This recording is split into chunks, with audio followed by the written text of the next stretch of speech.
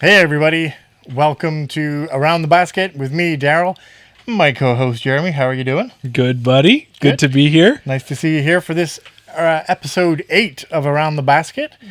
It's Patreon only edition. It'll be live on YouTube in a couple days' time, but we appreciate everybody for tuning in on our Patreon episodes here of Around the Basket. I'm just going to bring up the chat real quickly. Sorry about this. Yeah, get the chat going, because the one thing we always love is having That's what it's all great about. interaction from our Patreon members who are in the chat. And we always encourage you to ask lots of questions, and Daryl will do his best to pull them up for us so that we can comment and have you as part of this episode. Yeah. Yeah. Well, you know what? Last week, we're sorry. We didn't mean to disappoint you. You had to deal with just me and you. Yeah. Yeah, that wasn't what the intention was. No, I forgot all about that. Yeah. Yeah. We were scheduled to have Ryan Norquay on the podcast. We wanted to talk to him about the Larger Than Life tournament happening again this year. It was an inaugural event last year. We wanted to have him on, but you reached out to him, Jeremy, and he got back to us a little bit later. I mean, I think we can give him a pass on his excuse. What was his, not excuse, reason? Oh, no, like he was knocked out. Like he was done. He was sick. I think I looked back too, and one of the things I'll tell you about when I'm planning and sending out outlines is I'm working with time zones, because we're in Mountain, but some of our guests are in Eastern, and some of them are in Pacific time and that type of thing. Yeah. So I'm going to probably take a bit of it, because when I look back at his outline, I might have put the wrong time, but he said he was like passed out and he totally forgot. He's wants to come back. He's going to be back. He apologizes to the listeners. We told him you guys understood. It was okay. You could put up with us for 1 week, but we're back, and we got a guest this week though. Yeah, we do. We definitely have a guest. Speaking of Patreon though, we should say that we're up to lucky number 13 for Patreon members. Fantastic. And we've hit 324 subscribers on YouTube, Jeremy. Oh, that's awesome. Yeah, this last episode we just had with Lane Mosov, yeah. Episode 61. If you missed it, if you're watching this, if you didn't get a chance to see it, definitely go back and watch it. We had a great time talking to Lane. Such a great guy. Well, and the thing is, like we talk about this for the off season, is during the season we tend to try to find pros and tournament directors and focus on events that are happening. But when we're in the off season, we can talk to people like Lane, like his knowledge of disc, his design. Like we said it on the episode, but you could just see it. There were certain times there when he was talking, whether it was about Isaac Robinson's logo that he did and that, and you just see his eyes light up. His personality got even brighter than it already was. Yeah. And it's just, I love having those conversations. Absolutely. Yeah. And I'm going to love this conversation tonight, because this week's guest does so much for women's disc golf in Canada. We all say we're obsessed with disc golf, but I'm not sure many of us can measure up to her enthusiasm and dedication. And I'm just thinking about how far she drove just to help out with a tournament in the US, but we could get to that later. Yeah. She runs the Canadian women's event and is one of Chain Out's biggest fans. And she's also one of our Patreon members. We interviewed her during Season 1, Episode 23. Let's welcome Andrea Michaud to Around the Basket. Good evening. I'm excited. How are you doing? Fantastic. It's Awesome. wintry, blistery. I changed my outfit 7 times and my hairstyle 3 times today.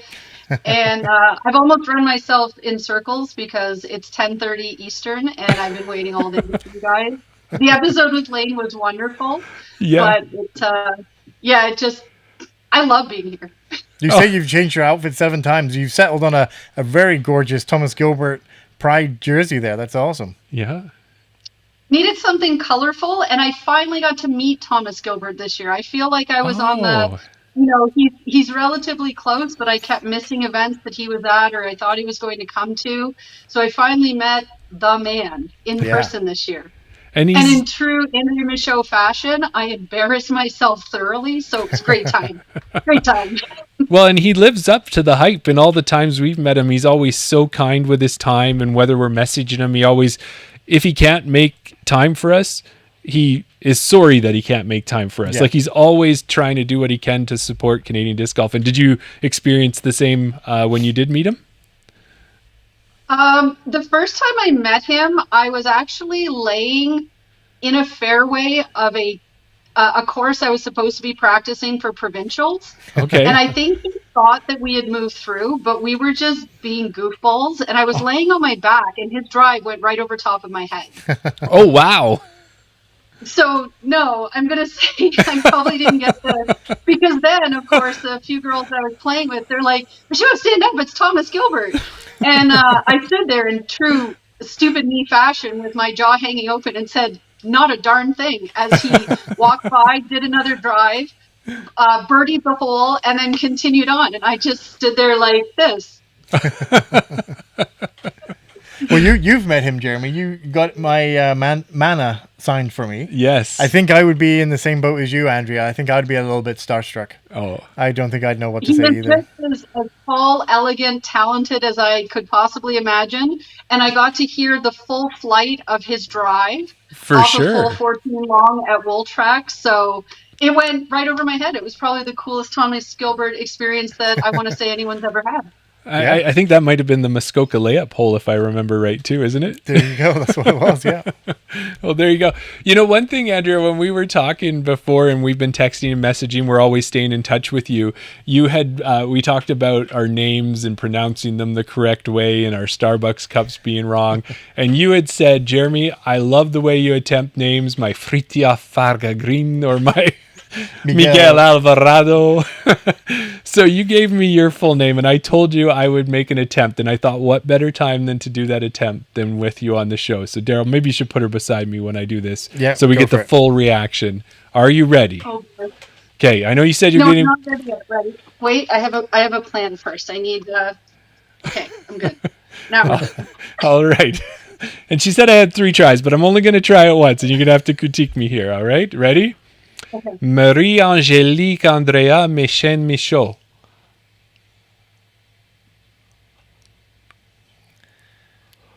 What did I get? I'm A gonna go 9.7. 9.7. Yes. Good all right. job. Did you want to make your attempt there, Daryl? No, I mean, I can improve on that. Well, you got 0.3 to improve. No, because I think I would say, I mean, I think you've got the Marie-Angélique Andrea. Andrea? Seriously, don't judge me. But I think the 0.3 that you lost. I think the 0.3 that you lost was on the Michaud. Michaud. I don't think that's how you pronounce it. I'm going to say. Am I wrong? All right, go from start to finish. Hit it. No. Well, how? I've already embarrassed myself enough. Well, I'm the one who was laying in a field, supposedly playing a course when Thomas Gilbert was practicing. Okay, one more time. Okay. Marie-Angélique Andrea Michaud. There's a little bit. I don't think the number's going to be very high there. You got to move it over? For those listening, Daryl got a 5.2 on his name pronunciation. Now, was that just pronunciation or was that accent? Is the accent? Do you take an accent into consideration there as well? I love you, Daryl, but it was just all bad. I'm going to put them on the wall behind me. I'm going to keep them here forever as evidence. There we go. That's perfect. It's also normally whenever you, like you say, you go the Fritjo Fagagrian or like every name that you could put an accent on, you have to do the name. You can't just say Fritjo Fagagrian or Miguel Alvarado. You have to say Miguel Alvarado. Well, you have to put that flair on it. But I think that's because when you're saying something in Spanish, you roll your R's. And when I was looking at the French one, you have to have the right accents. You've done research? Well, no, I know these things. Okay. So the one thing I did do, which was probably to stymie Daryl, although I don't know if it would have helped him or not, was I didn't put the accents in my writing here, but I knew where they were. I knew where the A and the type accents were, but I don't know if Daryl would have known. But, no, that wouldn't have but we've talked enough. Yeah, let's get the proper pronunciation. Yes. No, usually when I say it, I did have an interesting Starbucks experience that when someone asked what my name was and I said it for them, the lady behind me said, "Bless you." And I said, "That's not a sneeze, it's my name." So it's just generally a funny, and to bail Jeremy out, the Miguel, much like the Dina instead of the Dinah, it's always that same E sound for Spanish and for French. Oh, okay. Because Dina Talboy, who is the Dina Dies, who's also a Patreon member and one of my best friends out in Winnipeg, is French influence name, so same kind of idea. The only point, Jeremy even had like the feeling. He even had that like romantic language feeling in it. And the points that he lost was only for the R's because it's really hard to spit it out. Oh. But with a deep breath, Marie-Angelique, Andrea, Michaud. That's a 10 out of 10. It's easily. Such a nice. It sounds nice, right? Yeah. So good. It really does have like a cadence, like it's Marie-Angelique, Andrea, Michaud. It has like a sound, but when you get the Michaud, it, I guess, can sound like a sneeze. It's so awesome when you say, because it together and use Ange. Like Ange is so much easier, but then people will ask, is it short for Angel or of course Angela? It is. Or I said it's short for something that you can't pronounce and have never heard of, so don't worry about it. Just leave it. Just leave it on my Starbucks cup, but at least like they're happier when it's 3 letters. Right. It's just a made up. My brother actually gave it to me because he had trouble with my name when he was younger, so it just kind of stuck. But all French names, most Spanish names, they're huge, they're hard to say. So outside of Quebec, I'm just Ange. It's a lot easier for everybody. Right. We'll have to remember that for the future. Yeah, for sure. Well, you know what? My mom is British girl, though, and she struggles with it too. So, like, you know, the British love I've got going there. That's why a lot of people say I don't look typically French Canadian. I look a lot like my mom, who's British. Okay. I definitely do not look like my dad much, but right. There you go. I definitely got the name. Yeah. Well, of course, we want to welcome you back to Andrea. We mentioned that you were on episode 23, and I checked the date on that episode, Daryl. It was April 25th, 2024. So it's getting close to a year since we've actually talked in person. You know, how have you been in that time? Like, how have things been going? Last year was probably the craziest whirlwind disc golf year of my life. I did some crazy things. I broke some stuff, quite literally, and just lived the dreams, like all the dreams. I literally find on a month-by-month basis, I'm like, what can I do? What pushes boundaries? What sounds like a really crazy, impossible thing to do? I'm going to do that. There's no such thing as long-term goal setting. We're getting ramped up for another year of CWE, so I'm much in the thick of figuring out players packs, event coordination, training new TDs, figuring out where our events are going to be, especially with no women's global event this year. The CWE committee anticipates that it's going to be our biggest year yet and probably quite busy.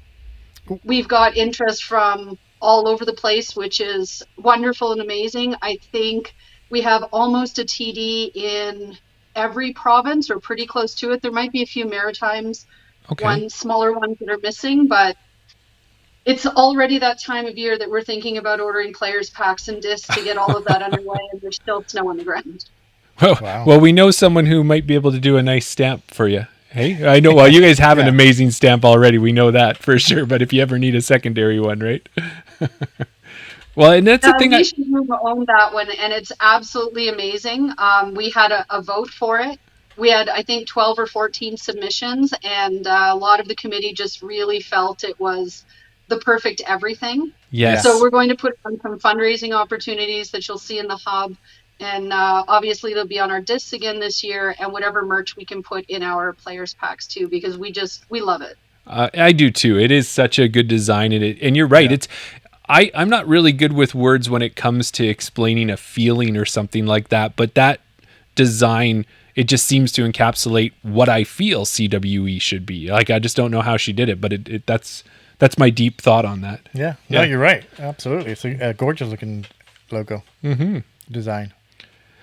So that's kind of the cool stuff that we saw you have going on, but we're following you. Don't worry. We're watching your posts. We're liking them. We're seeing what's going on. And there's something that was kind of, I haven't seen Daryl's interest peaked as much as I did when he saw one of your posts, and it had nothing to do with disc golf, did it, Daryl? No, it's a bit of I think it must be a shared love that we have, because I've followed Gordon Ramsay, obviously being a Brit.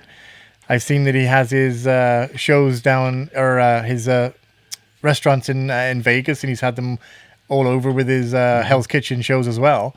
Recently, this season, he moved to the East Coast, which is obviously a lot closer for you to get down. Is that one of the main reasons why you were able to get down there to... so we should say that you went and had did you go? You went twice. You had your reservations originally, and the meal was so good you went back the second night.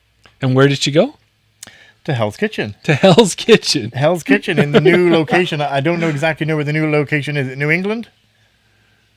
Connecticut, the Foxwood Casino. Right. It's a casino and resort in, I think it is it's just outside of Mystic, Connecticut. The reserve, It's on a reserve, and it has its own sort of city and name to it, but we ended up staying in Mystic just because it was less expensive. Right. And we wanted to check out Mystic Pizza, some of the seaside things that were there. I can honestly say that before I found Chain Out Podcast, that's probably the only other show that I've never missed an episode of is Hell's Kitchen. Yeah, me too. And definitely, like I'm definitely not on the thin side. I really like my snacks, and I'm definitely a huge foodie. I like cooking. So when Daryl messaged me earlier today to do a bit of a sound check, I was actually in the kitchen cooking dinner because of the time zone difference. Gotcha. But I'm definitely like a home cook. I love any type of ethnic food. I love traveling and eating. And I guess I'm particularly tough to buy for, because even most of the disc golf stuff that I want, I either have or buy myself. So my partner surprised me with reservations to Hell's Kitchen, kind of a post Christmas and New Year's, those days where you really have no idea what's going on and what day it is. Yes. We drove out to Connecticut, which for us is just about, I think it's about 9 hours. Oh, wow. Yeah. We That's took a bit of a drive. the New York State Thruway. So, yeah, we sort of just headed right through Western and Central New York into, I think we went through Massachusetts and then into Connecticut. Okay. Wow. Well, I've got a burning question, Andrea, that I know is everybody's burning question, because I've seen my fair share of Hell's Kitchen episodes, and I need to ask, how was your risotto? I don't know. That was a horrible accent. That's my. Okay, give me a 5.2 for that. 3.1 on that one. How was the risotto? Daryl can take care of it better. I definitely, I'm not a rich person, but I definitely would say every single dollar, which is now 44 cents on our dollar as well, that we spent on the meal was absolutely amazing, perfect, and worth it. There's actually 2 or 3 kitchens stacked on top. So there's 2 full prep kitchens in there as well. Wow. Everything is grown, sort of touched by hand. It is the absolute ultimate dining experience. Yeah. I've been to a couple of Michelin star restaurants, and to Deer and Almond, that's out your way, Saprovetti in Winnipeg. So when we travel, we do really look for James Beard Award winning chefs, or, like, we're foodies. That's what we do. We eat our way through wherever we are. Yeah. Okay. And we did have, there's a couple of restaurants in Edmonton that we had hit up when we were out there as well. We just make it part of our trip, but this was sort of the reason for the trip. And I did find a disc golf course out there as well. Okay. It just happened to be nearby.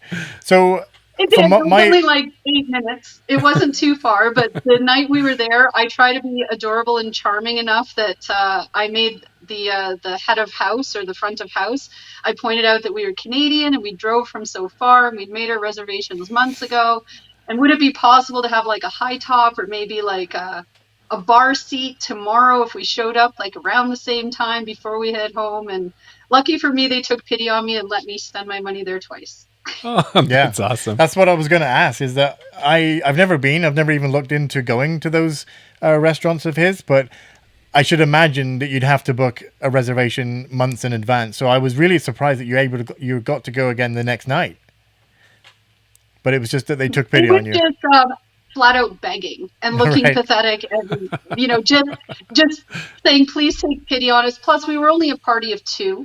Which I think helped, that we could we were willing to wait around. We could play some casino games while we were sort of just there hanging out, because it is like right in the resort.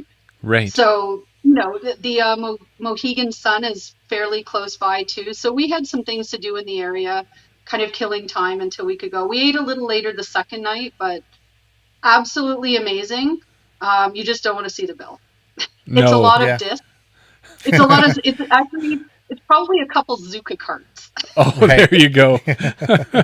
But I mean, that's the thing. If you're going to go to that restaurant, you're not looking at the bill anyway. That's not the reason why you're going there. You're not going there for a cheap meal. It's not a fast food restaurant by any means. Yeah. It's an experience. And I would say now it's just really inspired me. The next closest one would be Vegas for us. Okay. So I'm going to see if there's any. I know there's a couple of big tournaments in Vegas. Yeah. And I might just pair it with a reservation and a tournament and make it a ridiculously expensive, crazy weekend. Why not fly to Vegas, not get married, but go to Hell's Kitchen, do a tournament, and come home? That's awesome. Yeah. Well, that was definitely a highlight. We also saw that, you're doing everything from your TD in the CWE tournaments. You just TD'd the Winter Wizards tournament out there.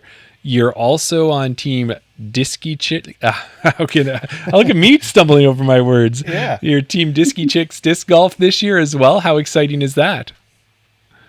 I am so excited. It is my third year with Disky Chicks. And I know as disc golfers, we all dream about who's going to sponsor you, or that feeling of, your first sponsorship, maybe if you're working up to other ones. But the Disky Chicks team is a family. I'm not sure how much you know about Mindy, Mayal, and Rob and their sort of vision for Disky Chicks, but there are non-golfers on our team. There are journalists, there are photographers, there are graphic artists, there are people that compete, people that play or run things at the local level. It really is a family. We have a little messenger chat that we talk to each other on. When we go to Worlds and we go together, we try and connect at events, and it honestly feels like a second family. It's not the sponsorship that I'm using to go somewhere else. It was the place that I hoped to eventually be on, and I was really, really fortunate to be approached by Mindy. I think it was the second or third year. She'd added about 10 people to her team, and we know it's a very small team. So I just sat hoping and hoping for each new person to be added that I might find a spot. And it's interesting because we don't always know why we're on the team. Right. Mindy's a wonderful leader with Rob, and she does so much for the sport. She's been involved in disc golf for over 20 years. There isn't a plastic out there or a disc that she and Rob don't know about. They're amazing people, and what they give to their community, the events, everything. And it's just that hope, like, am I going to make it? Am I going to make it? We don't always know why they selected us, but each one of us is like a puzzle piece. As people get added to the team, it just seems like the team couldn't be the team without that person. And each of us seems to bring something different and unique. And it's just a feeling. It's not a team. It is an absolute family feeling that we have. Right. That's got to be so nice, because it just kind of marries people, like-minded individuals together, and you happen to disc golf and other people do other things, and it just, it sounds like a great team to be part of. I would love it. Yeah. Yeah, absolutely. Awesome. Well, not only are you sponsored for this year, and not only did we see you went to Hell's Kitchen and your TDing tournaments, as we're following all of these things, we also saw that you got to meet a couple pros, or a few pros this year, did you as well? Tell us about that, because I was a little jealous myself when I saw some of those posts. So I sort of, when I was thinking about my year last year, how people are putting up on social media, like their top 5 rounds or, things like that. I'm not a big hitter. I'm not, a big rated person or driving 500 feet or anything. So I was sort of thinking, like, what would I put up for my recap? And I realized that every experience I do, I try and share it in pictures. I try and post on social media and let other people kind of enjoy the events too. So I sort of ran through it month by month, and I realized last year, every single month, I either ran an event, played an event, or did something else ridiculously crazy. Yeah. Like there's a month in 2024 that I can't think of. So I tried to come up with like my top 5 memories. I can't even do that, because every single thing that I do, it's like, it's so amazing. And then I do the next amazing thing, and they're all just amazing. In terms of like the pros that you've probably seen, this year I was really fortunate that my friend Steve Boylan, who has Boylan Acres down in Indiana, Monrovia, Indiana, which is, I think, a 12 or 14-hour drive from me. Right. So it's a good ways south and west. He had mentioned that he does an A tier each year, and he rarely ever has, or I believe never has had, many women come to the event because of the nature of the course. Okay. The layouts are called arduous and extreme. Okay. And they definitely Hint. live up to them. If you're looking for a course that you just can't even believe that's in South Central Indiana, it's this one. You wouldn't think there's elevation there. Right. There is 36 floors of elevation according to my UDisc. Like, it is unbelievable. Whoa. Hundreds of acres of property. He has separate courses, all kinds of things going on. So when I heard that there are not many women that go to that event, I decided I was going. Good I for was you. going to Monrovia, Indiana to win the FA40 Indiana Championship, because why not? If I'm the only person that signs up, I guess I win, you know? Plus, Right. Steve is an amazing guy. He works with the PDGA. He's been instrumental in just helping me be a better TD, understanding the PDGA. Just one of those people you can always, you know, sort of count on. He's a great advocate for women's disc golf. His wife, Jennifer, helps run the course and all aspects of, you know, business and things. So I decided to sign up and go. And then Kona Montgomery, who was Kona Panis, ended up being there.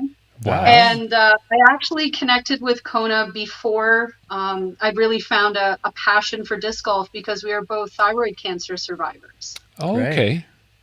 So it was kind of an interesting experience and very emotional for both of us to get to see each other, because her journey was a lot different than mine, as the American healthcare system is a lot different. She was much younger when she was diagnosed and didn't have any previous cancers, where I had previously had other experiences. So just talking about how you knew what our symptoms were, how we felt, and doing that in person was really emotional. Like, we were the only two people in that pro shop. It didn't matter that there was chaos and cards and everything else going on around us.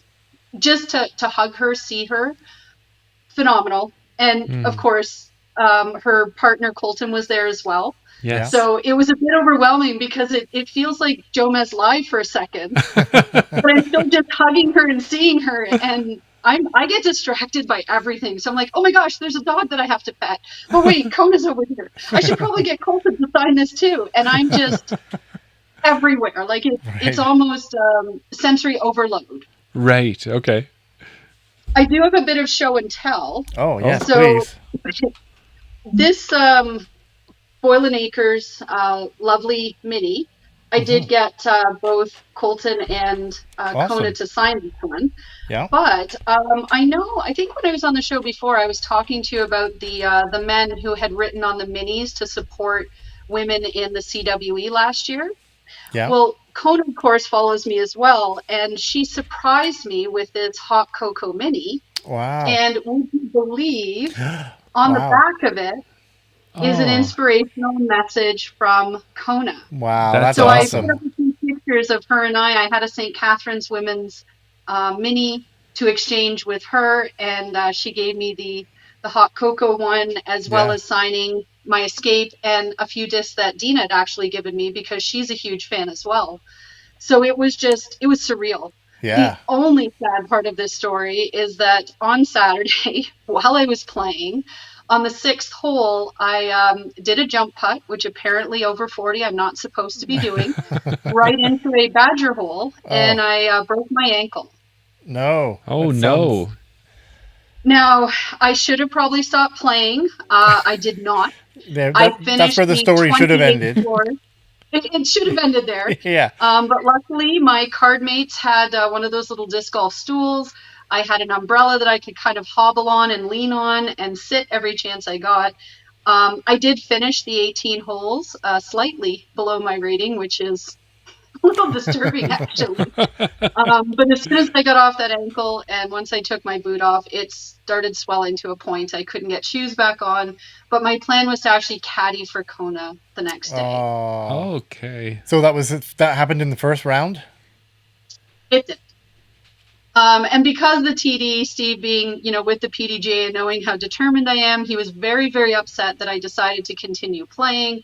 And he had already DNF'd me from the tournament when I came hobbling in there. So when you look at the pictures of Code and I, you'll notice that I'm kind of like leaning like this and smiling in pain a bit. Yeah. Because the boot and the ankle came off, and it was just, it was broken in 3 spots. Yeah. It was definitely pretty bad. Wow. And I don't know if I'm more happy that I actually thought maybe if I was 100 points below my rating, it wouldn't count, but it was only about 12. So I don't know what that says about my play style if I can play on a broken ankle.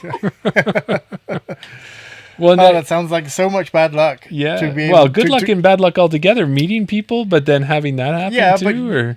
But, the whole journey started because you wanted to go down there and win that FA40 division. Yes. So you didn't get a chance to win the division. You did win it after one round? I was the only person. I guess if you're there. Well, there you go. That's a bonus. Yeah, I was thinking that you didn't get a chance to win because you didn't complete the 2 rounds. But if you're the only person, then I guess you finished first in your division. Yeah.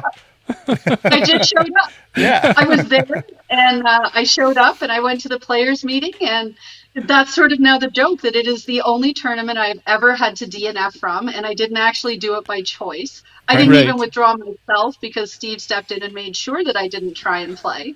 It was an injury that, I've had some knee issues and some falls and other sort of things, but this one was 10 weeks in a foot cast.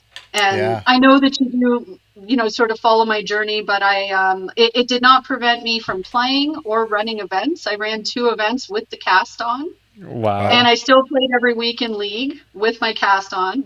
I do still have the boot downstairs because even the physiotherapist said he has never seen a plastic boot with such carnage. The entire underneath of it is destroyed. Like there is no plastic left on the bottom. It's just... that's determination. Yeah, exactly. Well, no, that's awesome. And you kind of led us into what we wanted to hit for the main topic tonight too. Andrea was talking about tournaments and tournament directing and that type of thing. And what we were wanting to kind of just throw around and have a conversation about is, what do you think makes a good tournament experience? And, we'll give you our thoughts, but what do you think with all the tournaments that you've gone to and that you've been TDing, what have you learned from feedback in that? What makes a good tournament experience? I think that it's a tough thing for me to answer. I've thought about it a lot, and I feel like my answer won't be the typical one. Being female, I'm obviously going to probably have different takeaways than guys do. Being over 40 and in a master's division, I think is also going to sort of change that perspective. Yeah. And being a TD changes it too. Because when I think back to the player that I was when I started competing and how much I didn't know versus now what I know as a player, hosting events and being a TD or an associate, co-TD has changed my expectations as a player. Right. And it's changed me as a competitor too. Right. I had an experience in Western New York where a woman looked at my PDGA number and decided that because I was 154, 160, I'm this low number and I must be really good. And I'm also an official. And she was afraid. She didn't want to compete with me. And I said, heck no. Like, I swear like crazy, I'm not good at all. And if I'm not TDing this event, I don't really care what happens. Right.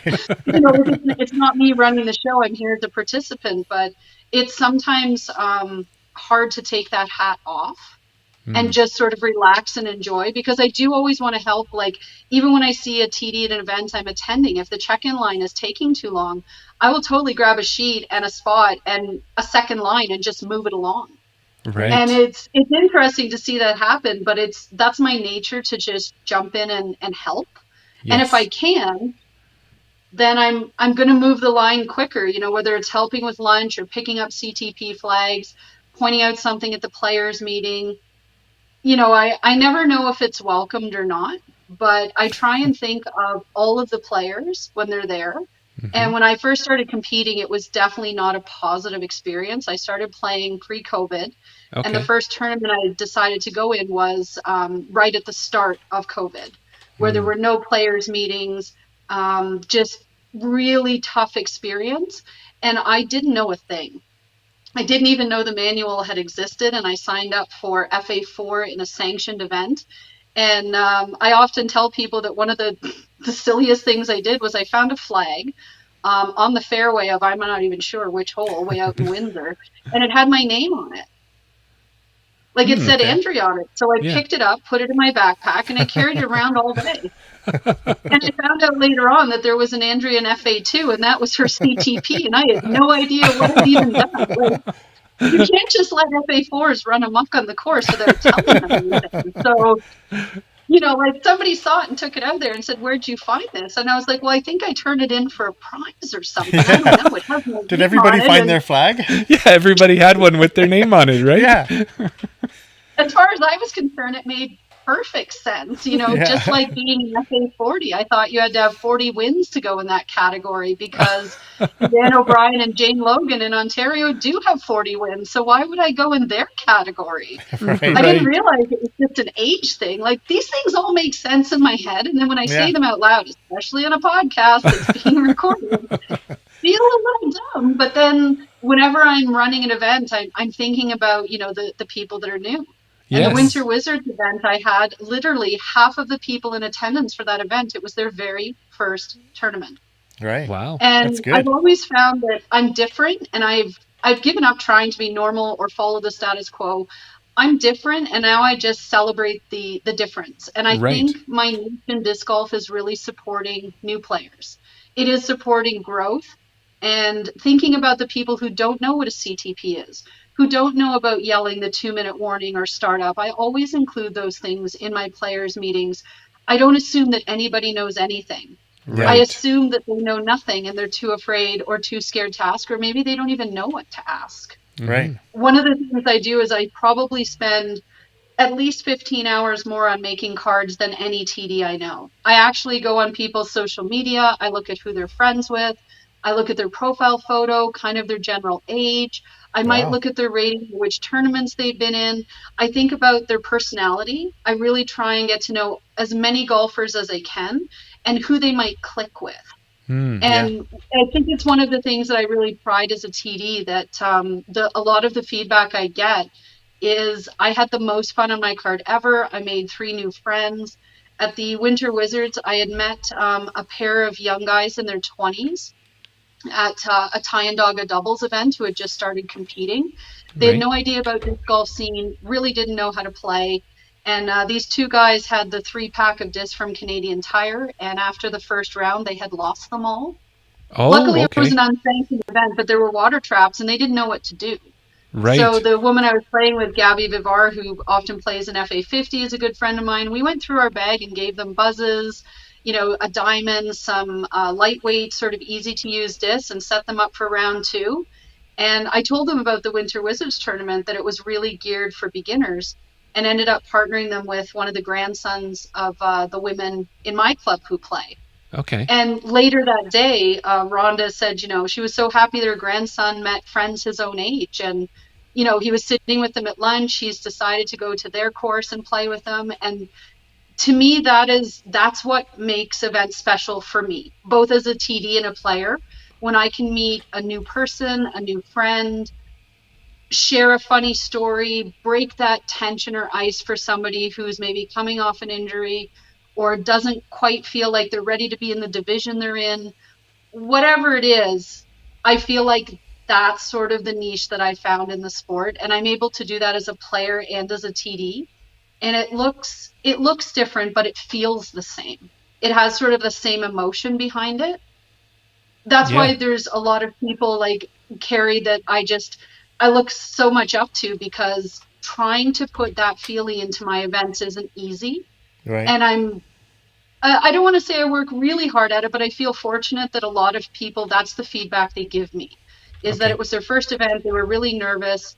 They were just scared. And, there's a few people I know that have wonderful personalities. And I was even pointing out with this Winter Wizard tournaments that it takes the right group of experienced disc golf players to play and compete with new ones also. Right. Like that is tricky too, some people who are used to a faster pace of play or not stopping to explain what out of bounds means, they may lose their patience with 2 newer people on a Right. card, where I'm fortunate that a lot of people who attend my events, they know whether they're experienced or new, and they're quite happy to take on that education role and that helpfulness role, but not in a way that's scolding or making someone feel bad either. Yeah. Well, Because you even if know the so TD, many I good can't see it on points, every eh? card. Yeah. Well, I know. I Well, can't be we on every card everywhere, but I know that, if Andy Seawright was at that tournament mhm. and Sean Galbraith, like, these are people that, I put Andy with a group of people that were new to the area. They had come from Peterborough. 2 people had never competed before. One was an older gentleman, and Andy actually asked me for their addresses. And I said, well, as a TD, I don't really want to hand out addresses. I'll have yeah. to see if it's okay with them, And in the long run, it was okay with the 2 gentlemen, and Andy actually sent them some discs from Queer Disc Golf. Oh, Nice. that's So, like, fantastic. it's just that type of feeling and that sentiment. Like, you can't ask people to sort of do that or to be that. Yeah. But I know that, Sean Galbraith is wonderfully patient and amazing. He's been patient helping me with a lot of things, improving my game. So I know that I have these players that are experienced, but I can put them just about anywhere, and they will make a good experience for the other people they're around too. Yeah. Mhm. You And that mentioned to about me is just, yeah. That's the I thing. like that piece of it. Yeah. Yeah. You mentioned about, not knowing what CTP stands for and those sort of things. That's one thing that we experienced just on the podcast is that we, whenever, when we're talking about FA1, MA40, CTP, USDGC. Oh, some of the long ones. Yeah, eh? we use all these in acronyms, CWE and things like that, thinking that we know what they mean. So everybody listening to disc golf should know what they mean as well. Until we had a couple of comments from listeners that are new to the sport, was listening to our podcast and was like, I don't know what all these TD means. What does that mean? I don't know what all these acronyms that you're using. But it was just something that we thought in the beginning, okay, everybody must know what a TD is because people have attended tournaments, right? So, But it definitely was opened our eyes to, oh, wait a minute, not everybody is at the same level. Or I think maybe what it was from my side is that I thought that I was fresh into disc golf, Right. and if I knew it, then I was at the bottom of the ladder. I knew, I didn't know a lot, but I knew what a TD was. So everybody else listening must know more than me. So I just assumed that people would know what those acronyms meant as well. But yeah, that was a bit of eye-opening for us to realize, okay, let's take the time to explain these things. And Yeah. So that was where we would have fun with it sometimes Yeah. too, where I would say, this is going to be, we're going to talk to Andrea Michaud about the CWE, and then Daryl would go, Canadian women's event. and we would just try to do that to help educate. But the one thing I think I also noticed from what you were talking about there, which was really good, was that we talk about how do we get new players into disc golf? How do we bring them in? And if their first experience is getting yelled at for pulling a flag out of the ground because they didn't know it was a CTP, we're not really... we work so hard to get a player just to come to a tournament, just to drive them away that fast. So I love the idea that you're presenting there of finding those Sean Galbraiths and finding, and we know Andy Seawright as well, Yeah. and everyone else there that really can connect with those new players and take them almost under your wing and say, hey, you know what? This tournament is for you. I'm here for you and making sure you have a good time, as opposed to going out and trying to get a new course record or something. And you know what? I'll shout out a local disc golfer, Lindsay Munderman. She's on the Edgar board. The She's Up First tournament last year. I don't know if you do this. It sounds like you do, but Kristen Swirls and Wally, I think is known for doing it. Is on the first round of maybe not a sanctioned event, but just a I don't want to say. What's the word I'm looking for? Like not a get together, but like a not so serious event. Is mixing up the cards for the first round. So you'll get an FA1 with an MA40, with an MPO, with a MA3. Like you'll mix up the cards just to get that, just so that you get out of your league, your division that you're always in. And Lindsay was on a card. I was caddying for Sonia, and there was 2 other ladies on the card as well. And Lindsay's played quite a bit before, and when we were on the different holes, she was saying, she was doing exactly what you were saying. Like, okay, does everybody know that you can't jump putt, you can't take a step forward when you're inside this white line? Like, just making everybody aware on the card, not necessarily telling everybody, but just asking, is everybody aware? I know some people are new here. I haven't seen your face. Does everybody know that that's, so taking that time just to explain it to everybody, right? It takes a special person to do that. And I don't want you to think that I didn't ask Sean or Andy to come to the event. What ends up happening is the people that feel like-minded come to my events. And in the beginning, being a female TD, newer to the sport than many, I'm not filling events. Like, I don't have 76 people on the field with a ghost hole. And I have to confess, I felt a little sad that, the cool people, they're not coming to my events. Like, the people that I look up to and that, I'm like, oh, wow, this person would come. They're not who's coming to my events. Right. So rather than sort of focusing on a group of people, it just seemed to happen that the right people found my events. That, interestingly enough, Sean Galbraith had brought a brand new friend to disc golf that just started playing, and he waited for one of my events to introduce him to competition. Okay. Right. So that means a huge thing to me, that he knows that he could ask to be on his card, that it would be, I'd put a hole, a ghost hole in front of or behind so that he had some space and time to help and explain. I was surprised, like, I encourage people to ask me to put cards together. Like, I hope people will use that comment section to tell me who they want to play with. And it's always met with some shock. Because I guess a lot of people do request to play with a certain person, and either TDs don't listen to it or honor it or don't read it or don't care. Right. Where I make sure everything within my power to honor those requests. And with the Winter Wizards being unsanctioned, it was really just a celebration of Jason Bastian, who is Judge Havoc's art, being on the Gateway Disc. And I mean, it's January 4th. It's an unsanctioned outdoor event.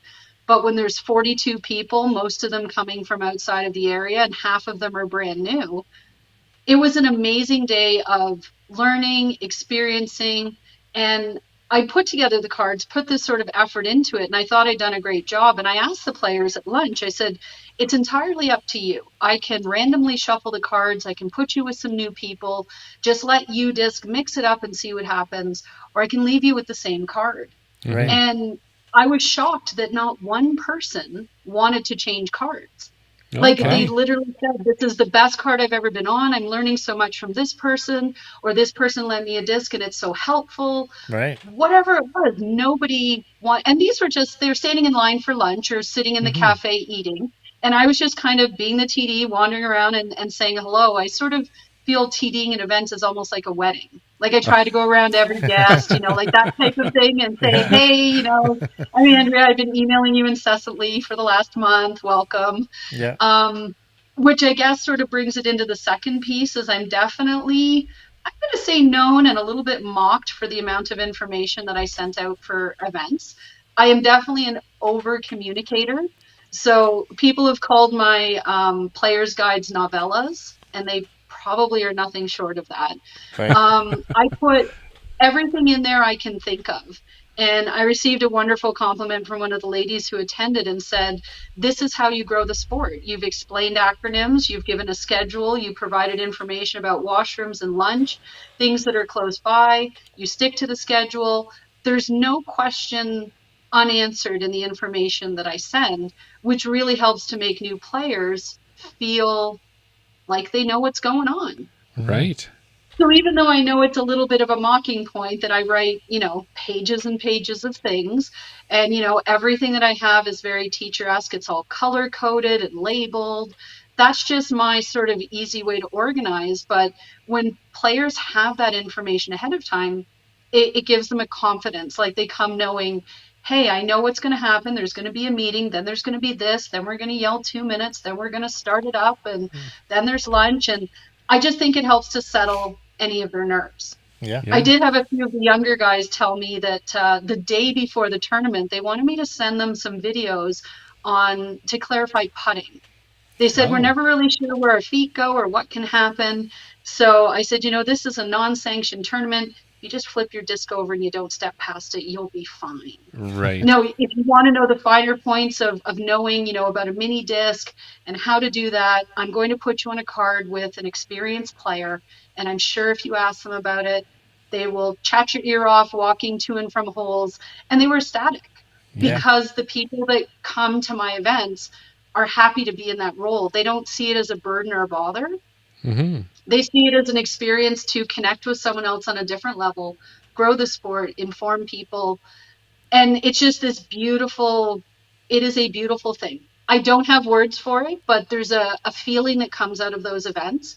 And whether it's juniors, people coming from Western New York, they've never been to the area, the course. The Lord Mayor of Niagara-on-the-Lake was astonished that 2/3 of the people who attended were from out of Niagara.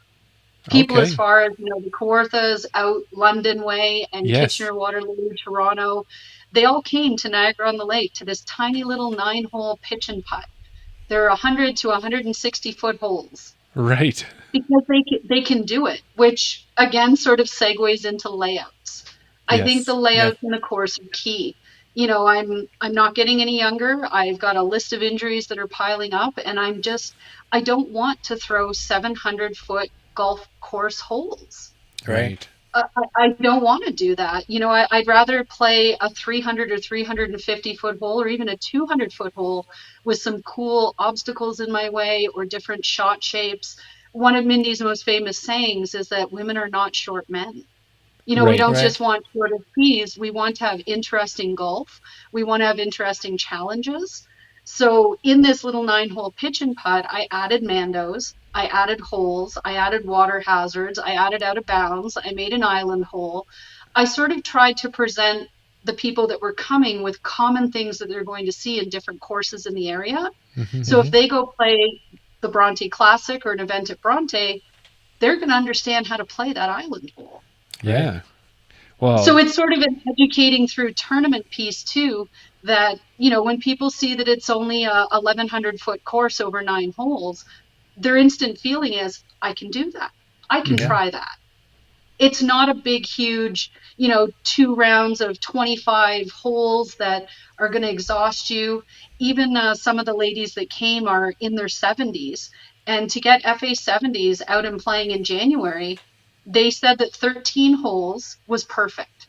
So this tournament was also a bit of a test. I did add 4 temporary holes that the city might look into making permanent, or I might just bring them back for events. But at current state, it can't run sanctioned events or a sanctioned league. And having these 4 holes added, the ladies said 2 rounds of 13 holes was absolutely perfect. Leslie Polke had said, the next day she was not exhausted. She wasn't tired. She usually has to take a day to recover from an event. Right. But 2 13-hole, rounds with an hour and 20-minute lunch in between was exactly perfect. She wasn't feeling 70 years old the next day. And I don't know, I like being able to have that option. And luckily in Niagara, I have a wide variety of courses, and using them to sort of fit the player's ability. Even to have 2 full cards of women and an FPO come out. There were, I believe, 6 ladies from my local club that came out, some of them that were brand new. They come out because it is a simple 9-hole flat course that has baskets you can see. It's on the front lawn of a community center. Right. It's very similar to the hills, but I'd say it's even smaller. Okay. But it feels attainable. When you pull up there, you don't look at it and go, where's the first basket? I don't know what I'm doing or where I'm throwing from. It's obvious. And it gives people the confidence to say, I can do this. And especially if you put them on a card of people who are going to say, and I can help guide you and support you and teach you. Everyone at the end of the day said they're going to do more tournaments. There's a lot of people who said, I only want to come to your tournaments, or I want to do 2 or 3 more before I try a big one. Right. And that's, I guess my niche found itself. Yes. That's where I'm happiest. And it just seems to be a very natural thing that even working with the Women's Disc Golf Club in Western New York, we sort of have a sister club called 716 Chicks in the Sticks that's just across in Buffalo. And we do a lot of chatting at their indoor putting course about, many of the ladies in my club are over 45, and there's younger ones in Western New York. So the dichotomy of the different sort of groups that are being attracted to the sport and how you bring in those players or how you support them. If you want people to keep playing, you have to support where they're at and kind of help to move them along. And luckily, I find people, and I've been in their shoes not too long ago, where they show up and they're just so excited about everything, but they don't really know anything, and they're not going to ask either. Yeah. Well, so I just kind of tell them, and we go from there. And it's wonderful watching them go from panicked and terrified to smiling and confident. Yes. Yes. That's awesome. Well, Andrea, when you're saying all this stuff that you're saying, we started this one out saying what makes a good tournament experience. And I know you hold, just as we do, Carrie Neal in very high regard. And what she's done for disc golf and running A tiers and running nationals events and doing that at that high level is amazing. And we can all learn a lot from how she runs a tournament. But, I know you look up to her, but I think you're starting... I don't even want to say starting. I think you've developed that same thing on this other end that we find so complicated. And that's, how do we get new people into the sport, and how do we get them to enjoy it and want to come back? And everything you've said this is how you do it. Call Andrea Michaud and go find out how she runs a tournament. And yes, do make the players manual as long as humanly possible, with as much information in there, so that some experienced player wants to give you a hard time, because that's what a new player needs. Put them with that experienced person. Give them the time. So, you know what? If we got Carrie Neal doing the A tiers and nationals, and we got Andrea Michaud doing the introduction to disc golf tournaments, I think we've got a pretty good country covered, don't we? Exactly. Absolutely. So yeah, it's amazing. I'm just like, you're making me feel so good about how you are doing all of this. So thank you for that, for sure. Yeah. I think about the things as a player that I didn't enjoy, because once I did my first tournament, I didn't compete for over a year. It knocked me down a lot, and it beat me up, and I didn't like it. And I decided that I wasn't good enough. I didn't have a place on the sport. I didn't have a spot in a tournament, and I shouldn't take it away from, MA2 or MA3 players that deserve to be there more. And I realized it was just me beating myself up. But how could I make sure that another player never went through that? What could I do as a TD that, when I think of what makes an event great, it's putting the player first. It's thinking about everyone that's there and what they need or what they're hoping. I will ask people in the first email, what are you hoping to get from this event?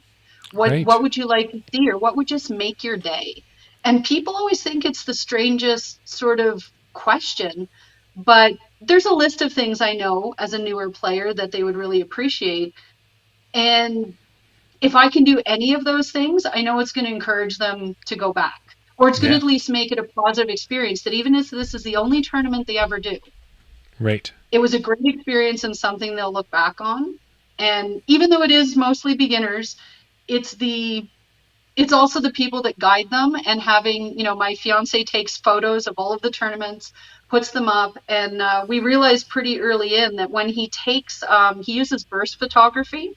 Okay. Definitely don't know a lot about it, but he catches 6 shots. So, it's kind of like pull back, reach through, here, release, and then follow through. Yeah. Nice. And when he gives those to the players, especially when they're new, we pointed out to them, yes, you can use them as profile photos and share them on Facebook, but you can also use these shots to deconstruct your throw. You can look for, sort of smaller things with videos, line them up that you're watching online, and try and maybe catch some of those errors that might give you a bit more distance or not hurt your elbow as much. Whatever it is, these were all things that I didn't have when I started competing, but now as maybe a more experienced player, I really want to have. Yes. As far as a player, I only go to tournaments to play on cards with girls that I miss and people I want to play with. I don't care about the players pack. I don't care what time it starts. I don't care what course it is. I have played FA4, FA3, FA2, even though I don't belong there. I got to play with a group of MA70 guys in the States, which was the best time of my life ever. And I play in FA40 most of the time. But I honestly look through and I look for my friends, and wherever they're playing, that's where I go. I don't even care if I'm not supposed to be in FA2. If that's where my friend Lynn is playing, that's where I'm going. Gabby's fun, so I'm going on her card wherever she is. That's why I play. I don't care about the ratings or whatever prizes are there. I never look at the added cash. Yeah. A little bit more, I am starting to look at who's running the events. Okay. Yeah. Because I am finding, there are TDs that are a little more like-minded, and there are ones that are not. And as a player, I do have a choice, who I support and where I go. Yeah. So I'm trying to kind of, find that way too. But being a member of the Disky Chicks, I have a lot of swag from the Disky Chicks, and I love to wear tournaments or even when I'm grocery shopping. And there's a few events where other teams are sponsoring the events, and the players pack is, say, a jersey or a sweatshirt for their team. Okay. So, it's kind of a tough thing. Like, we're definitely not competing about teams here, but if I'm not on Team Cardinal and you're running an event where the hoodie is, Yes. it's a very weird kind of, so I do look sometimes at things like that, because last year I did a lot of events and they are expensive. Yes. So to me, it's 100% the experience. I go for wherever I'm going to have a sore stomach at the end, not because I'm engaging my core when I throw, but because I'm laughing at the ladies that I'm with. Yeah. Oh, I love it. Awesome. And that's just, it's become more and more that. I used to look at the discs or the location or the course. And now it is just pure, oh, yeah, you're going? Okay, well, sign me up in whatever division you're in. As long as I meet the requirements for that division. Yeah. If my rating was a little higher and I could compete a little better, I honestly would play in MA40. Right, because you could join us. The guys in MA40, I just find like they're wonderful. They're great. They're definitely my jam, and I love getting a chance to play socially with them. I just know I really, really hold up play. Yeah. Yeah, well, we've been on cards and we never worry too much about that. But Andrea, I don't know if you can believe it, but we've eaten up a bunch of time already, and you've given us, like, I really honestly mean it, like, all this information you've given is stuff that we've been racking our brains on, and we didn't even realize you were already doing it. So we didn't say a whole lot during that, but that was because we really didn't have to. We were anxiously listening to what you had to say. Soaking it all in. Yeah. But one thing we do want to do... quietly kind of do it in my own little secret corner. And luckily, the new TDs for the CWE, I'm trying to kind of impart that knowledge on them. That I just connected with a woman named, I believe, Robin Woods out in British Columbia. Her club is brand new. She's never had a women's event. And she has a tour stop. I think it's tour number 3 stop in one of the BC women's probably events. The duck golf is what I'm guessing. And she wanted to see if that would make her eligible for CWE in May as well. So we're kind of mashing that together. Yep. But, she's like, my club only has 6 people, or it only has this. And the numbers don't matter. The ladies don't matter. If you can bring a feeling to the event, they will come back year after year. And I've watched my own CWE grow. It was the second biggest in Canada, only to Lethbridge. Yes. So it was, hey, Dina. See, that's how the squirrel brain works. As soon as I see something on the screen, I'm like, hey. Yeah. Well, and you're right. And actually, there's duck golf out in BC. There's also the Valkyries that are out of Kamloops area and that. So there's a lot of good stuff there. But what we want to do is we want to have some fun with you too. So this has been amazing, but I do have a fun little Family Feud game. And I know you've always said you're a really big fan of Chain Out. So I've tried to create a Family Feud style game that's going to give you and Daryl a chance. Oh. Not something that you should know innately, but we'll find out, because these are kind of interesting questions. So you know how Family Feud works, I hope. And if you don't, I can explain. Yeah, okay. And I have no inside knowledge. I haven't seen any questions. Daryl has no inside knowledge. So I've got 3 questions for you guys to compete on. There's the whole 3 X's. Whoever wants to guess first on each question can. Daryl, do you want to pull up our Family Feud? Am I allowed to look at it now? You can throw up the logo. Oh. Right, you can get that going here. Okay, here we go. We got our Round the Basket Disc Golf Edition logo. Oh, I like it. Now, Andrea, are you wanting to, without seeing the question, do you want to go first to do the first answer and then Daryl give his? So explain it. There's 7 answers, right? You give it the best out of 10? So what we do at the beginning is the two of you, whoever goes first, picks an answer. If it's on the board, it's on the board.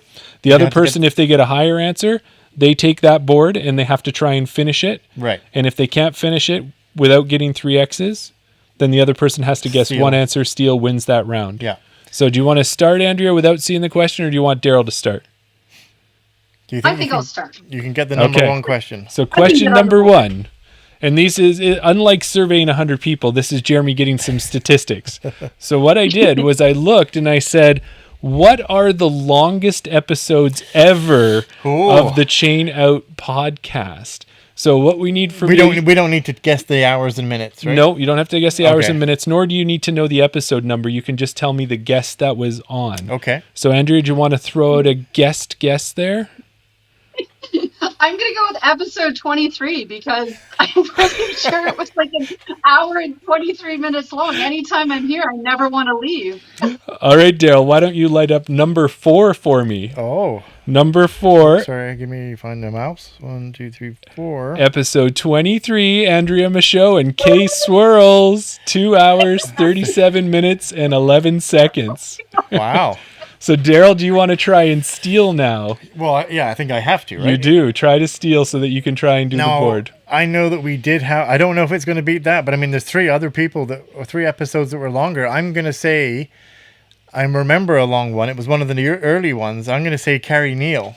Carrie Neal, can you light up number 1? Number 1. Episode 14. Carrie Neal, 2 hours, 53 minutes, and 26 seconds. Wow.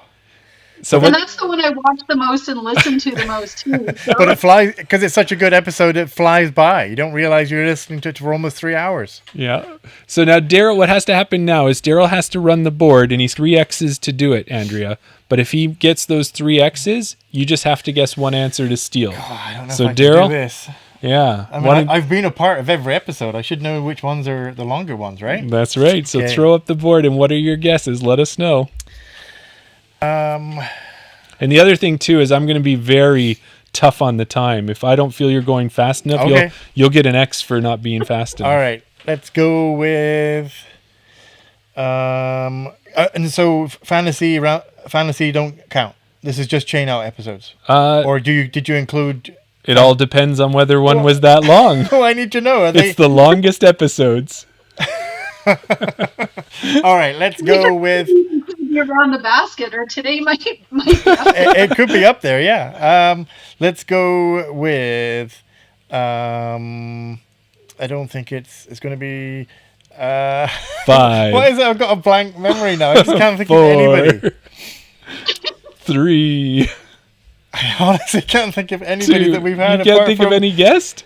No, my mind is gone. All right, blank. you're gonna have to press the Chris Oslands. All right, Chris Oslands. Let's see if he's on the board there. He was in one of our recap or our fantasy picks episodes. I know. It wasn't. Daryl, you're gonna have to hit the first button there. Yeah, you kind of put me under pressure there. Yeah, that's what we're doing here. Yeah, that's fair. Oh, there's his first red X. Okay, all right. Now I'm rolling. Now let me think. Tim, no. Let's go with. It wouldn't be a recent one. It'd be an early one. So let's go Joe Henderson. Joe Henderson. Daryl, can you please hit the second orange circle there? Second X. Second X. Can you get another one? Let's go with. Let's go with Matt Wildman. Matt Wildman. Can you hit the third button for me? I did remember. No. Oh, third X. Third circle. Third circle. Okay. All right, to you, Andrea. I know you're just probably chomping at the bit. Well, I have kind of a plan. I don't know if you're going to take this answer or not, but I'm going to say an episode with Tim Clemeton. With one with Tim. But unfortunately, that is also an X. That's an X. So I stumped you guys with this one. I didn't mean to do that, but why don't we do a couple reveals here? Why don't we start with 7? Want to do that? Yeah. Okay, 7, episode 31, TCO recap was 2 hours and 22 minutes. Really? Episode or number 6. Wow, that would seem to fly by too. Yeah. Episode 40, which was our Eastern AMS recap, 2 hours and 25 minutes. I didn't think any of these ones would have been long. 5. Episode 32, which was Parked Pro with Matt Lysak and Andre Lauder. 2.5 hours. Yeah. Well, we had a lot. You got into the cameras and all of that stuff in that episode. Yeah, that's true. Okay. Episode 3. Or number 3. Episode 44, when we did Nationals and the Rip. Yeah, we did the double episode. That would have been a long one. Because we had Rebecca on as well. We knew we had to keep them down to like half an hour a person. And number 2? Number 2, another favorite, episode 20 with Colleen McInnes. 2 hours, 45 minutes, 18 seconds. I knew they were early episodes. Yeah. So I guess that means you do win that one by default. But that means Andrea gets to go first on the second. Yeah, Andrea can go first on the second. You get the board on the second question, Andrea. All right. Are you ready, Andrea, for question number 2? I don't know. Like that was a hard one. I think I know a lot of the episodes, but I've never looked at how long they Well, and that was the thing is Yeah. I wanted to find something that was numerical that we could measure, Right. but I wanted it not to be easy for either of you. No, it's good to know that we had those. We had quite a few episodes over 2.5 hours. When we used to say, let's keep it to an hour and a half, and then it was okay. Let's try and do 2 hours. But then that one with Kerry Neal, I remember, was pushing 3 hours. So Yeah, and we were like, that was one of our longest. Like he has no idea how long this interview will be. I think he's half expecting me to still be here at 5:30 when he gets up for work tomorrow. Well, I've only got. Is Daryl still letting you go on about something? Well, I've only got 3 questions. So our second question, and we'll get to page 2, is which Chain Out episodes have the most views? And this was as of me checking the other night. Well, we recently did this. We did it in a recap episode. Well, but one of the things I did was I combined, because we have some. This took a lot of work, because we have some episodes where we have a live episode and then we reposted the video separately. Right. So I combined all of those. So this is if it's an episode, total views between anything we've released of that episode, not shorts, just the episode. The episodes. Okay. So what do you want to guess there, Andrea, to start us off? Oh, see, I don't want to guess mine, but I know that I remember that it was up there. But I'm gonna go episode 23. Yeah. Episode 23. Can you number 5 for me? Number 5. Andrea and Kristen had 219 views so far on YouTube there. What do you think you can steal it with, Daryl? See, I think I know. Well, I know that when we did the recap, we were surprised that number 1, and I might give Andrea a bit of a clue, but number 1 was the Discmania Open recap. Yes, so you can light up number 1. You've stolen the board. Episode 47, the Discmania Open, has 235 views. Now, one thing I have to tell you on this, remember, just like you talked about, like this is our content on YouTube, okay? Yeah, YouTube views. Well, there is one thing that I do remember about when we listed I think we did the top 5. Mm-hmm. There were a lot. But things could have changed by now. Absolutely. Yeah. I'm going to go with Kerry Neal.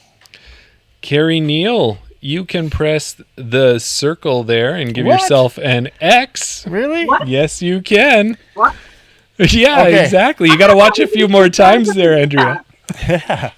Well, I know there were a lot of FPO. Like we said, there's something in common with all these episodes. So, Andrea and Kristen, if it's not Kerry, we got to go with the craziness herself, the firecracker. We got to go with Terry Hong. Terry Hong, you can click number 4. Episode 15, Terry Heiserbaum Hong came in with 220 views. Good choice. And I know at one point we kept looking at these 2 episodes to see who was going to win. So I've got to go. I'm sorry, Andrew. I've got to go with Zoe Lorenz-Bozer. And you can check off number 3, episode 17, Zoe Lorenz-Bozer for 223 views.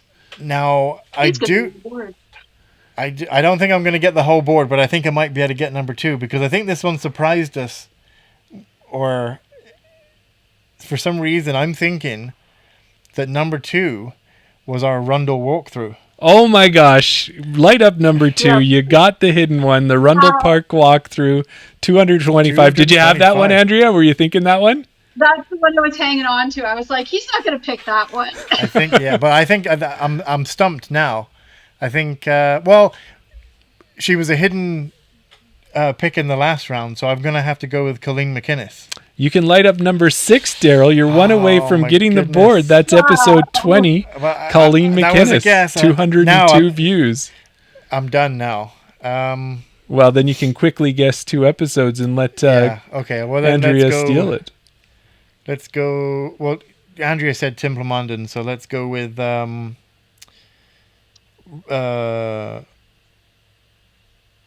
first ever, I don't know which episode it was, but the first ever episode that Tim was on. Well, I will tell you that is an X, my friend. So okay. number 2, X, but it, yeah.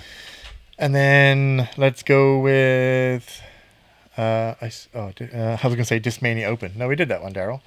Let's go with an episode with Thomas and Chantel. And I'm going to have to say that's your 3rd X, sir. Yeah. And you're going to realize me as a host here, Andrea, you're going to get it to steal. Daryl doesn't like my hosting abilities because I like to give hints because I'd like you to get a shot at this one. Now, Daryl had guessed Tim Plamondon, his first interview episode. Oh. But one of the things that we've talked about, which I don't think is giving you as much help, right? But Tim has been on in so many different ways, on so many different things. So if you kind of stayed with that theme, you might be able to figure out which episode it is. Well, we know Tim's been on 3 or 4 times. Yes. And I've eliminated one of them. And I think we've even, one of the things that we've talked about, if you think about it, when we were talking about Miguel, we're talking about Gabby tonight and with Lane's episode, we've talked about so many of our episodes without even realizing we talked about them. Mm-hmm. And we have talked about this one as well tonight at some point.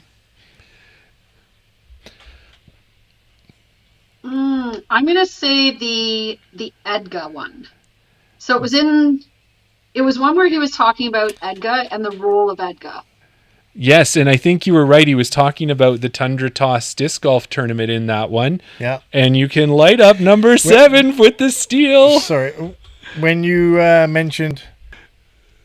Where's my mouse gone? There it is. When you mentioned it was another one of the Tundra Toss recap. Yeah. Yes. So that one was 192. So we've got a tie game here. We do. Yes. Now the next one here for you guys, before we show it up here, does not have to do with the Chain Out podcast, but it does have to do with Canadian disc golfers, and specifically professional ones that we all have a pretty good feel for. Okay. And it looked at 2024 for the ones that were competing in tournaments where they could earn money. And this is our top 7 Canadians in 2024 by most dollars earned. Oh. So that's what this one's going to be. And Daryl, I think you've earned the right to start this one. Are these dollars earned in Canada or dollars earned as per the PDGA website? So the most money earned by a Canadian disc golfer in 2024 by competing at the PDGA, like tournament winnings. Do I get to go first? I think you do get to go first because Andrea took that one. Forth. Yeah. Okay. Let me get on to number 3. Which Canadians earned the most money in 2024? I'm going to say somebody who played a lot. I want to say, no, I'm not. I'm going to say Martin Hendel. Martin Hendel, can you light up number 7, Daryl? 7, okay. Martin Hendel earned... I'm just happy I got somebody on the script. Yeah, he earned $5,118 last year, but only played 10 events to do it. Okay. Yeah, so it's over to you, Andrea. So you can steal this one, Andrea. Who's a Canadian player that earned some money last year? Who do you think earned more than Marty? I'm going to go with our provincial coordinator, Chris Ozolins. Chris Ozolins? He didn't make the list. Oh. We're going to have to... Okay. Yeah. Well, that's okay. I think you might be able to steal this board back again, Andrea, because I don't think I'm going to be able to guess the top 6.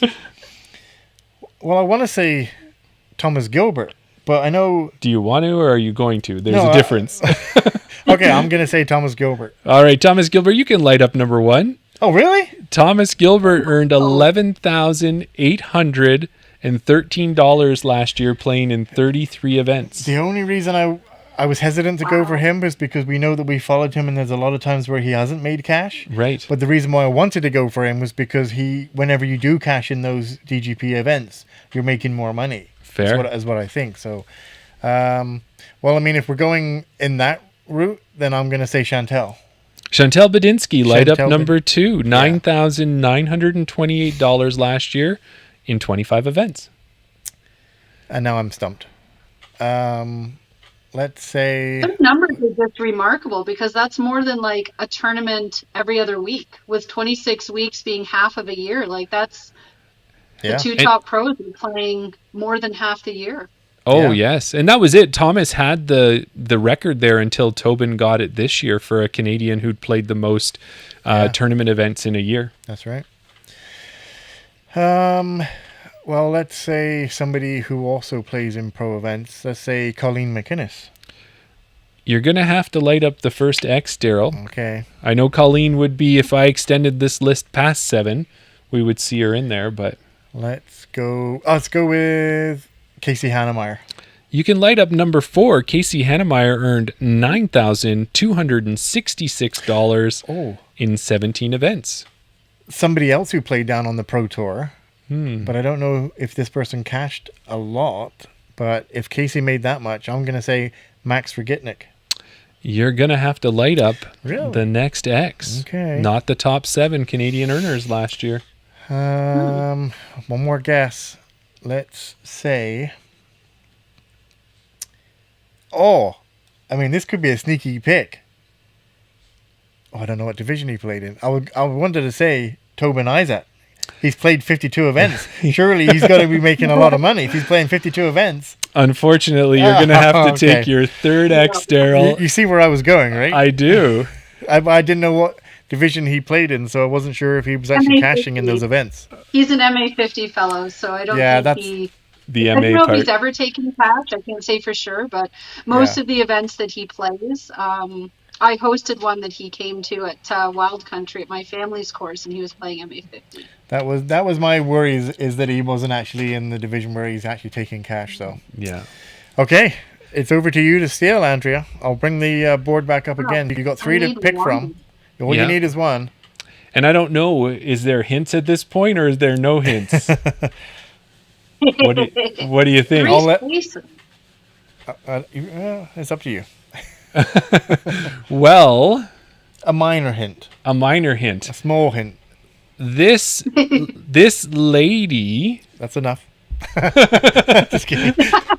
This lady, you wouldn't have thought shown up on the list because wasn't really actually playing a lot of big money cash tournaments, but surprisingly showed up on the list.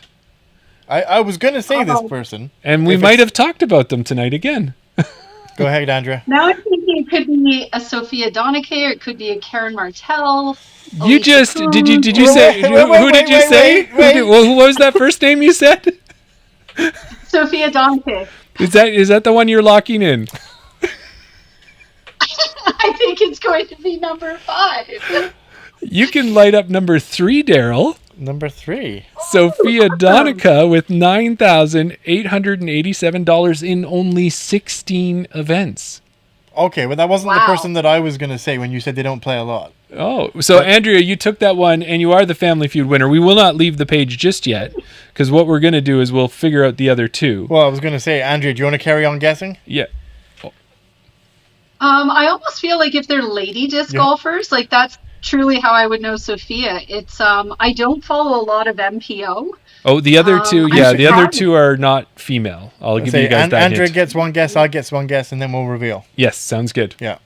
Okay, well, my guess was going to be Rebecca Dawn, just because... Oh, but it's not, there isn't a female. So knowing that. Before she said Sophia, that was going to be my guess, because, like you said, she doesn't pay a lot, but she won Haute Goat, and she cashed down in the States. Yes. I was wondering if those couple just maybe have got her on the list, but maybe not. Especially in the U.S. cash, I could see that maybe. But we know it's not an FPO, so it's a male.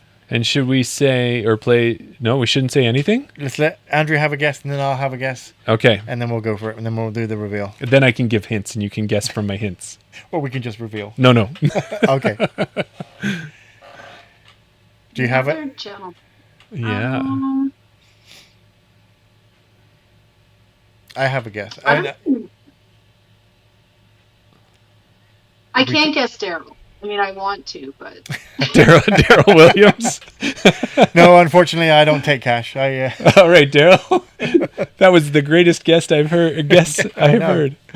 I'm flattered. My guess. Can I suggest one? If you're stumped at the moment, can I suggest one, Andrea? Sure. We talked about him earlier, and we brought out his disc when we were talking to Lane. I'm going to guess Noah Higgins. You are correct. You can light up number 6, Noah Higgins. $5,821, but he worked hard to earn that, playing 26 events. Yeah. So now the middle one, though, I'm not going to let you guys. I do have a guess. Oh, go. What about Kaylin Shack? No, it's not Kaylin. Although that's a great guess. Yeah. But this one here, I'm going to give you a hint. Yeah, and I'm going to give you a hint on this one. So there's a few things. He's actually from BC. Okay. Oh. He's not somebody that you would think if you're, throwing out Thomas and Casey and Noah. It's a person that Daryl's going to have a little bit of intimate knowledge on this one here, Andrea, and the fact that he's someone we're going to be having on the podcast soon. Oh. So he's in my guest list of potential guests we're going to be having. Really? And he works a lot to grow the sport. Whether it's designing courses, whether it's helping with, say, college disc golf. Really? Mm-hmm. No. So it's a teaser and an answer on the show. Yeah, that's right. Yeah. And it's funny because I look at the script, I look at the future guests and things like that, and I don't know who it could be. Well, I mean... Reached out to me recently to say, hey, if we want to talk more about college disc golf. You know what? I forget his name now, but he's number 5. You can light up number 5, Chris Hartman. Chris Hartman, yeah. $6,000. I was thinking Brett Wells, but Chris $84 out of 11 events. Wow. Yeah. That one surprised me. So he goes, I'm thinking he might have won a high worlds position or something like that, because he is in a Masters division. So he might have been cleaning up in Masters. That's awesome. Yeah, so that's my family feud. And I had one other little thing that I wanted to tell you guys, which is why I think that I did that one there a bit, was that I think Canadian Disc Golf still needs to work on it, and as well as the PDGA, because we hear like how much money Gannon made in that. But if you add those top 7 Canadian pros, we're at $57,917 for their hard work. Right. So I'm thinking if we want these players to be able to tour Canada, and if we want these players to be able to make a living off of this, we're going to need to see a little bit more in the prize pot for that. But yeah. But there you go. Especially given the talent that's on that board too. Like that would be a great card of 7 to watch play one day too. Oh yeah, and it was so nice to see that it wasn't just the FPO and the MPO. Like Chris made his way in there. Yeah. Yeah. So that was perfect. But that's Family Feud. That was a good. That was There you go. I'll give you a round of applause for that one. What's that, Andrea? That was hard though. Oh, do I have to make them easier? I can see where Jeremy was coming from, because if me and Jeremy are talking about superfans, then your name is at the top of the list. And you did win the Family Feud, because she won 2 of the 3, right? Did anybody win that last one? I don't know. She got the steal. Everybody won. Yes, okay, it was a team bet. Well, you know what I was thinking too, and I actually saw a video for this, which was that whole common mind thinking out there, Andrea, was that I thought there's some of the ones I could pose more like Jeopardy questions, right? I would be like, on this episode of Chain Out Podcast, they're one of the only people to have their own song. Who is? Terry Hong? Yes, there you go. So if you like that one, maybe we'll have to do another one like that. We'll just do a quick Jeopardy one with Andrea, maybe. Yeah, try that next time. Yeah, so that's awesome. Awesome, Daryl. Well, how do we wrap these ones up? Yeah. The part of my show and tell was I wonder how many of those people might be on my Innova Rip disc, which is a bit of an event souvenir. That's awesome. Well, I see everybody. There's just everybody on. Yeah. Yeah, I see Chris Oselin's name up at the top there for sure. And I'm guessing that big J might be Jeremy Colling in there too. And let me see, it is. There's Jeremy is there, and Philo, Gannon, Paige.